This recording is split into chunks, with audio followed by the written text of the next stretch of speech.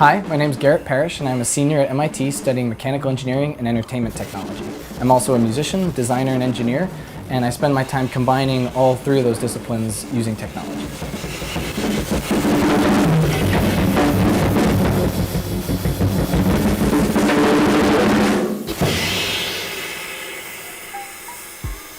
I usually wake up at around 8 o'clock in the morning, start getting ready for the day. I have my Trader Joe's raspberry oatmeal every single day.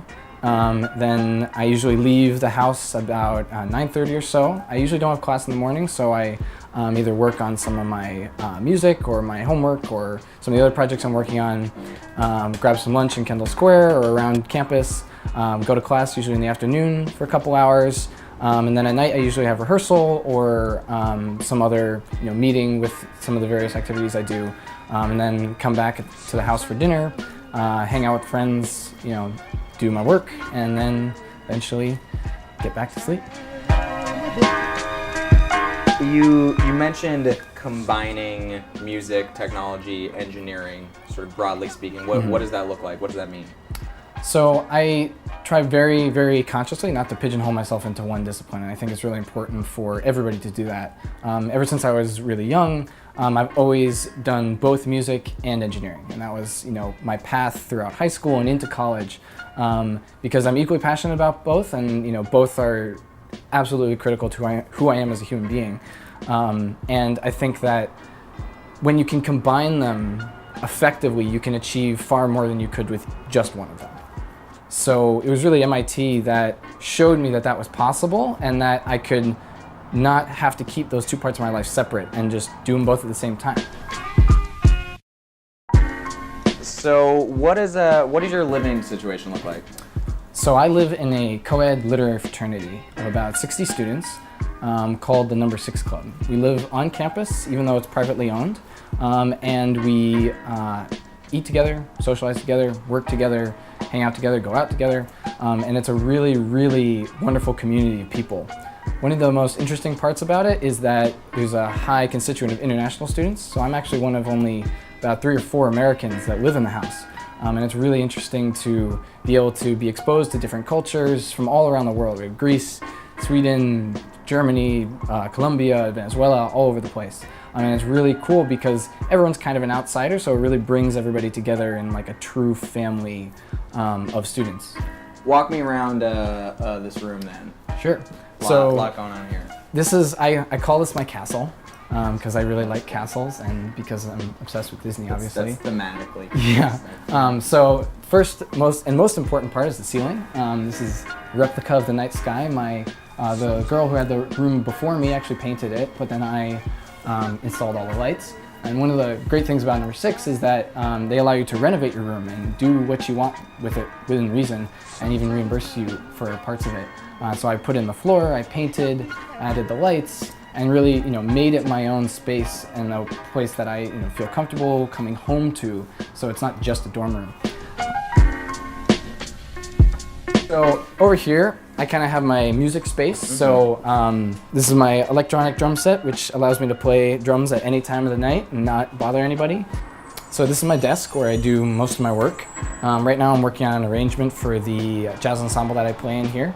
It's debuting in about a month. And behind my desk I have a lot of the drawings I do, and I've always been fascinated with the Disney characters, and I really was interested in getting to know more about visual art, and I actually took a drawing class here at MIT which really opened my eyes about not being afraid to just dive into something. So these are a lot of my first sketches and color drawings of the different Disney characters, and it's been a really good experience.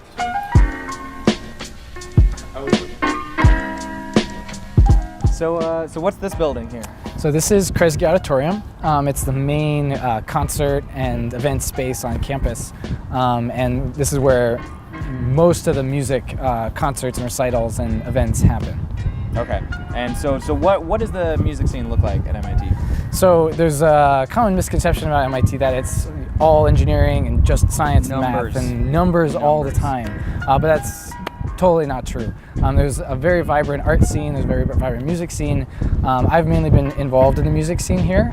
There's jazz ensemble, there's choruses, there's orchestras, symphony orchestras, wind ensemble, African drumming groups, pretty much anything that you could imagine. And the administration is really, really supportive of students that want to get involved in the arts, because everybody here is studying some form of engineering or science. So the art and music groups have a really, really nice camaraderie, because everyone is doing it purely because they're passionate about it.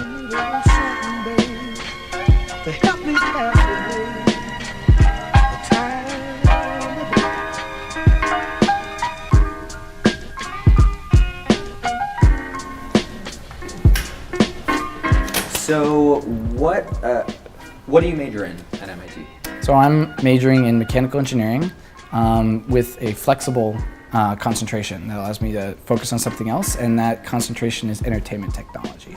Is that a flexible concentration that you built, or was that sort of pre-existing? So there are some pre-existing ones like energy, transportation, robotics, but I decided to create my own flexible custom concentration in entertainment. And what did that process look like, building that concentration? So it's surprisingly simple. MIT does have a lot of support for students kind of making their own versions of their majors. And course 2, mechanical engineering, has an option that you can submit a proposal with a list of classes that are relevant, and you write some essays about why it's important to you, why each class contributes to this, and you submit the proposal, and you talk to your advisor, and hopefully you can get approved. Great, great. What do you think makes the MIT engineering departments different or special as compared to other schools, from your knowledge? So I think there's been a big push in the past couple decades, to increase STEM education and engineering. The thing about MIT is that they've been doing it long before it was ever cool to be building things. It's not the concern, it's the cool. And the professors here, they're the people that invented the internet, invented all these technologies that are so ubiquitous to us now. So just the amount of community knowledge is just unfathomable, and you get to learn from these true leaders in every single technological field.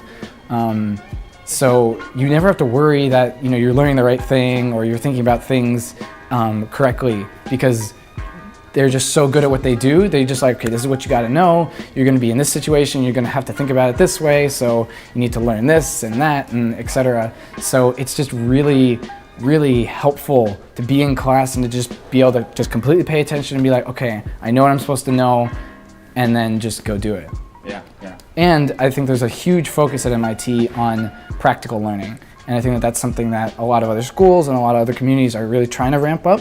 But the idea of learning through doing, and MIT's motto is mind in hand. So you both study the theory, but then you have really intense lab classes, and MIT really actually gives you tangible skills that you can use to build things, to make things, to design things that are hard to get sometimes. Do you have a good example of a class where you had a cool learning by doing experience? So the mechanical engineering Capstone class is called 2009, and it's the product engineering process. And it's a class truly like no other. So there's 8 teams of students, each gets a budget of about $7,000. And over the course of this semester, the 20 people on your team have to come up with a product, design it, build it, and then pitch it by the end of the semester. And so you do every stage? Every single stage. You're basically like a little startup, and you go from blank sheet of paper to being on stage in Kresge, pitching your product to the world.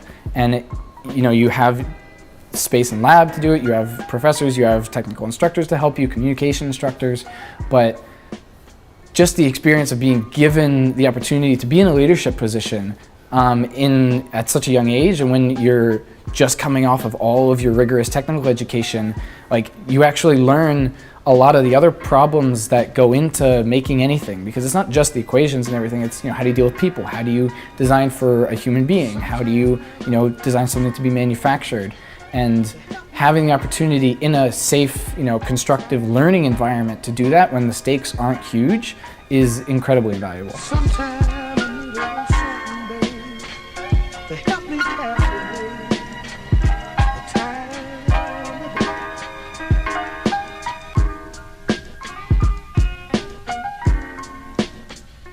Before we let you go and do all the work you got to do, Yeah. do you have any parting wisdom for high school students? Any like mantras?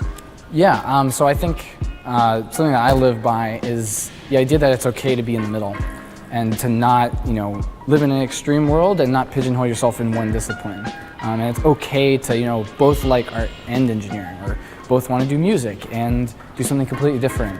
And it's okay to have different interests, and it's really important, to show that, if you're applying to college or just in life generally. Because those parts, of you that, you don't always service through your school major or through your research, they're still parts of you. So they need to be celebrated.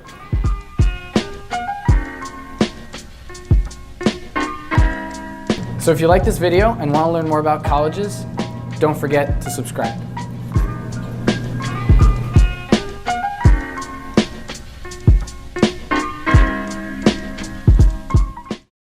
All right.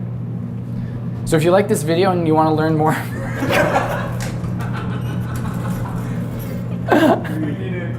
that's okay. I got my finger on the button.